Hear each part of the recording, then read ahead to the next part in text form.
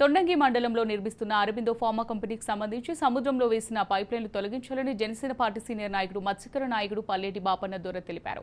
ఎన్నికల ముందు సముద్ర తీరంలో వేసిన పైప్లైన్లు తొలగించాలని ఉద్యమం చేపడితే ఎన్నికల కోడ్ అమల్లో ఉందని అప్పటి అధికారులు తెలిపారన్నారు. కానీ ఎన్నికలైన తర్వాత సమస్యను పరిష్కరిస్తామని తెలిపినా నేటికి చర్యలు తీసుకోలేదని ఆవేదన వ్యక్తం చేశారు.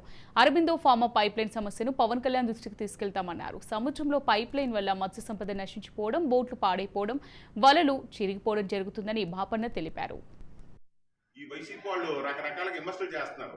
అది కరెక్ట్ కాదని చెప్పి నిన్న మా అధ్యక్షులు వారు తెలియపరిచారు. ఎందుకోసం అంటే ఆయన నిన్న 6 కోట్లు రిలీజ్ చేశాడు ఆ వరద బాధితులకి. ఈ పంచాయతీ 400 పంచాయతీ వరద బాధితులు ఎవరైతే ఉన్నారో ఓ పంచాయతీకి లక్ష చొప్పున 4 కోట్లు, సీఎం రిలీఫ్ ఫండ్ తెలంగాణకు 1 కోటి, నెక్స్ట్ ఈ డిప్యూటీ సీఎం 1 కోటి, అలాగా మొత్తం 6 కోట్లు రిలీజ్ చేయడం జరిగింది. ఎందుకంటే ఆ ఘనత పవన్ కళ్యాణ్కి ఉంది. ఆయన మీడియా ముఖం కూడా విషయం ఏం చెప్పారంటే, మీరు వైసీపీని విమర్శించడం కాదు, అలాగని మా అధ్యక్షులు కూడా విమర్శించలేదు.